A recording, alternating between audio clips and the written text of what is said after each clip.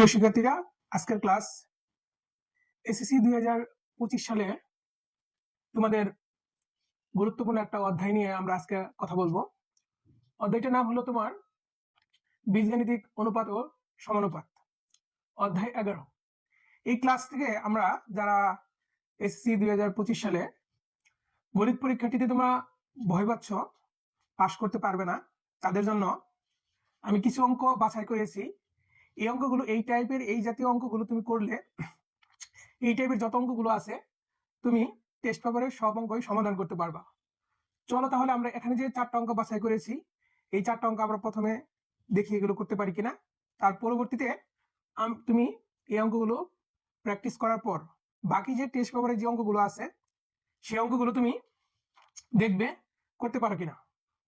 চলো তাহলে এই যে 4টা অঙ্ক আছে, এই 4টা অঙ্ক আমরা প্রথমে যে অঙ্কটা আছে একটু লক্ষ্য করো। এই অঙ্কটা হলো তোমার অধ্যায় 11.11.1 10 নম্বর অঙ্ক। আর এটা তোমার উদাহরণে আছে। উদাহরণ তোমার 11 গতে গিয়ে দেখবা, পৃষ্ঠা নাম্বার হলো 214 পৃষ্ঠায় গিয়ে তুমি এই অঙ্কটা দেখবা, একই টাইপের অঙ্ক।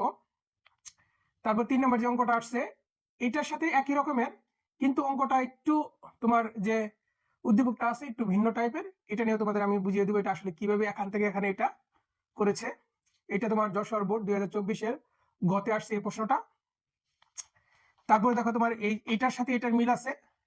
এই অঙ্কটা আসছে তোমার দিনাজপুর বোর্ডের 2020-এর খতে আসছে, তোমার সিলেট বোর্ড 2020-এর খতে আসছে, কুমিল্লা ক্যাডেট কলেজ এর ঘতে আসছে, হলিক্রস উচ্চ বিদ্যালয়ের তোমার খতে আসছে, ময়মনসিংহ জেলা স্কুলের তোমার খতে আসছে। চলো তাহলে দেখি আমরা অঙ্কগুলো তোমার করতে পারি কিনা। প্রথমে আমরা একটা অঙ্ক করব। এই অঙ্ক করার ক্ষেত্রে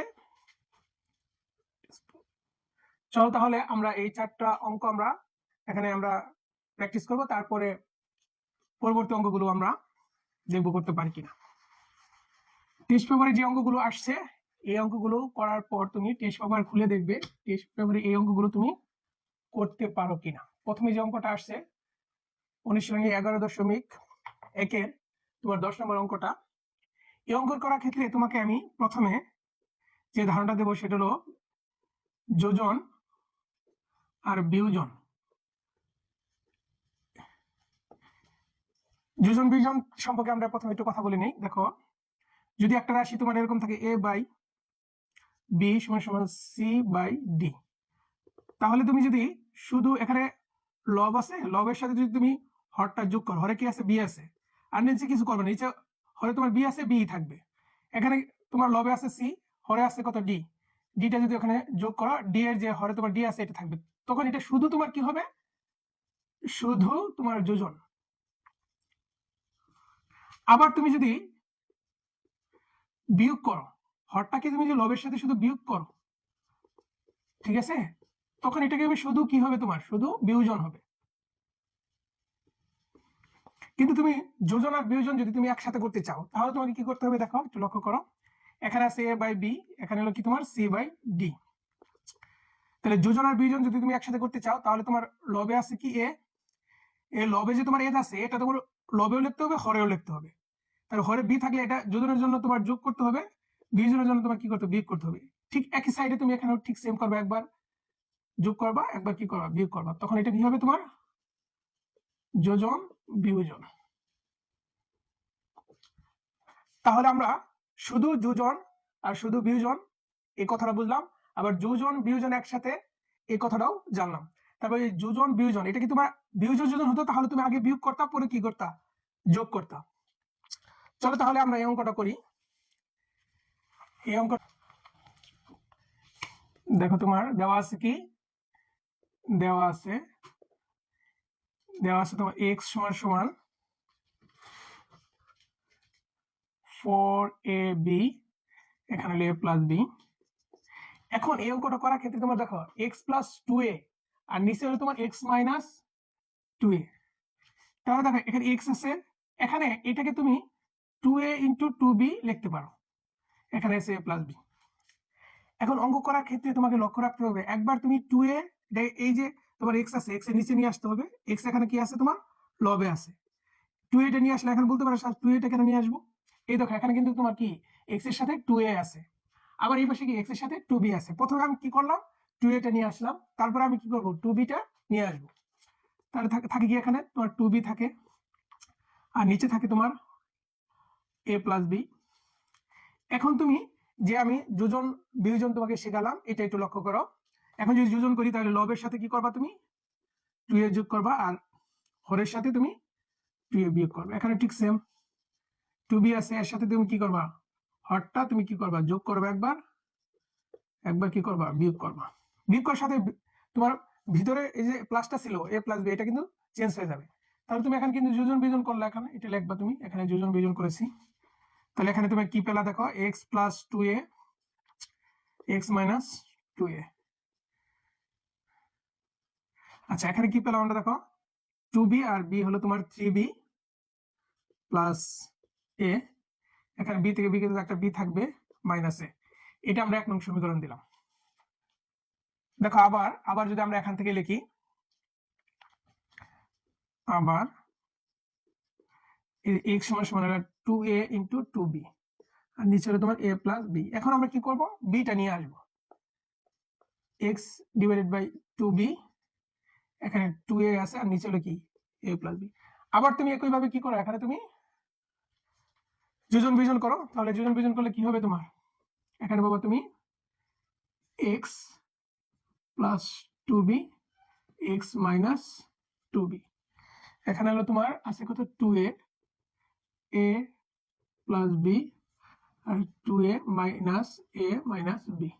এখানে তুমি যোজন বিয়োজন করলে তাহলে এখানে পেলাম x plus 2b x minus 2b। তাহলে এখানে তোমার তুমি 3a plus b a minus b, এটা হলো 2। এখন 1 নং এর সাথে যদি আমি 2 নং কি করি, যোগ করি, যোগ করলে তুমি এখানে এই সাইডে কি আছে দেখো, এই সাইডে আছে 1 নং এর সাথে x plus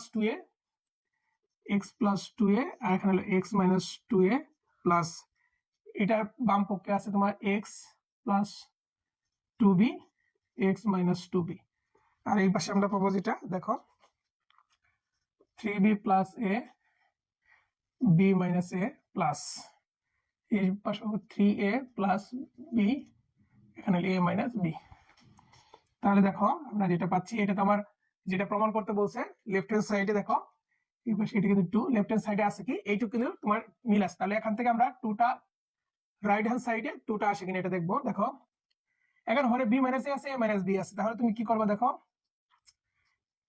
3b plus a b minus a, এখানে একটা মাইনাস কমন নেব, মাইনাস কমন নিলে কিন্তু এটা মাইনাস হয়ে যাবে, 3a প্লাস b, এটা হলো তোমার b মাইনাস a হয়ে যাবে। তাহলে আমি লসাগু যদি এখন b মাইনাস a নেই, তাহলে দেখো b মাইনাস a, তাহলে এখানে কি হবে দেখো 3b plus a minus 3a minus b। তাহলে b থেকে 3b থেকে b চলে গেলে 2b থাকবে, এখানে থাকবে কি 2a, এখানে হলো b মাইনাস a, 2 কমন নিলে b মাইনাস a, আর এখানে হলো কি তোমার b minus a, b minus a কাটা গেলে 2 থাকে। এই যে তোমার কি রাইট হ্যান্ড সাইডে তোমার কি করছে, তোমার 2 প্রমাণ করতে বলছে। যে উদাহরণটা বলছিলাম 11 তোমার 11 গ নম্বর উদাহরণটা, ওইটা দিকে একটু লক্ষ্য করো, ঠিক আছে, এটা একটু লক্ষ্য করো। তোমার কি বলছিলাম এখানে দেখো, ওইটা উদাহরণের ক্ষেত্রে এখানে কি আছে দেখো, ওখানে বলছে এখানে যেমন x সমান সমান এখানে কি 4ab ছিল, এখানে 10ab আছে, আর এটা কি a প্লাস b আছে। এখন এই ক্ষেত্রে তুমি x সমান সমান কি 10ab, এটা কি করবা তুমি একবার তুমি 5 2 ইনটু এটার সাথে তুমি 2a নিয়ে আসবা, একবার তুমি কি করো 5a নিয়ে আসো, যেহেতু 5a তোমার একবার বলতে আবার তুমি করো 2b, এখানে a প্লাস b, এটা করো। তখন কি করবে তুমি একবার x বাই এখানে 5a নিয়ে আসবা, ঠিক আছে। এটার ক্ষেত্রে তোমার থাকবে কি 2b আর এখানে a প্লাস b। আবার তুমি কি করবা, আবার তুমি x বাই এখানে এটা তুমি করো 5b করো, এখানে 2a করো, এখানে a প্লাস b, তখন 5b টা তুমি এখানে নিচে নিয়ে আসো, x বাই 5b। এভাবে করলে তুমি যোজন বিয়োজন করার পরে 1 আর 2 নং সমীকরণ যোগ করলে দেখো কি আবার তোমার এটা হয়ে যাচ্ছে একই সিস্টেমে।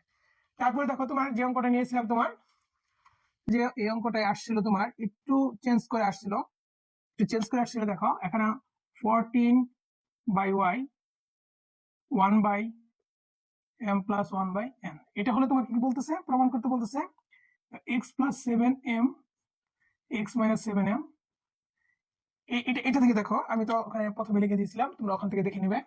এখানে তোমার যেটা বলতেছে দেখো, এখানে তোমার 14y আছে, 14 ডিভাইডেড বাই y, এখানে কি আছে তোমার mn। এটা যদি তুমি লসাগু নিয়ে mn, এখানে কি পাবা তুমি n প্লাস m, এটার সাথে যদি আমি গুণ করি তাহলে y m প্লাস n, এটা হলো তোমার 14mn। দেখো y সমান সমান হলো কি 14mn divided by m plus n। দেখো আগের অঙ্কটার সাথে একটু লক্ষ্য করো, এখানে তোমার কি প্রমাণ করতে বলছে 7 এটা, তাহলে এখান থেকে তুমি y আছে, এখান থেকে এটা 7m ইন্টু 2n একবার নিবা, m প্লাস n, এটা একবার নিবা। আবার কি করবা, আবার তুমি y লিখে এখানে 7n নিবা ইন্টু 2m ডিভাইডেড বাই কত m প্লাস n।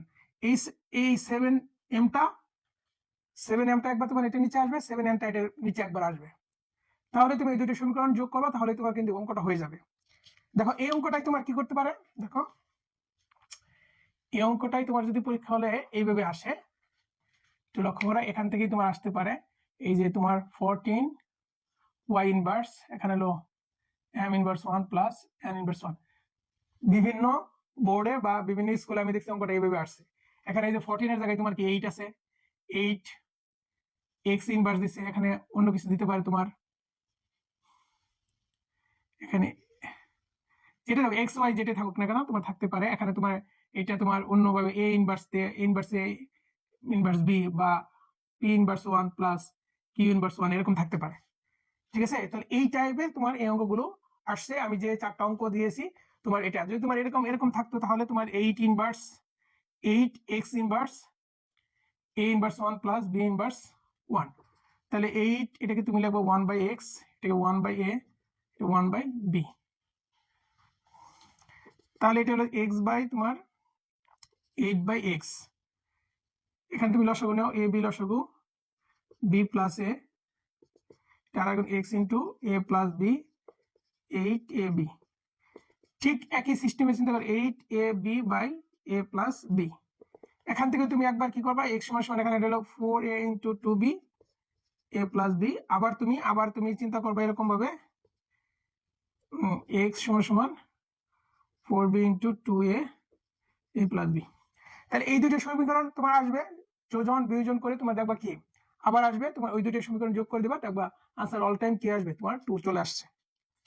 যে 4টা অঙ্ক দেখালাম, এই টাইপের যত অঙ্কগুলো আছে তুমি টেস্ট পেপার খুলে দেখো, বিভিন্ন স্কুলে বিভিন্ন বোর্ডে যে অঙ্কগুলো আসছে তুমি এই অঙ্কগুলো সমাধান করতে পারো কিনা।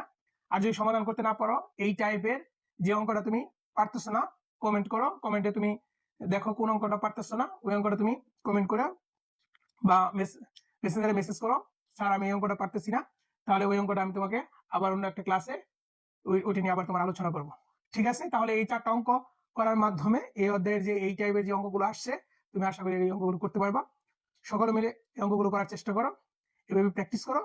আশা করি সামনের পরীক্ষায় তোমার পরীক্ষাটা অনেক ভালো হবে। ভালো থাকো, সকলকে ধন্যবাদ।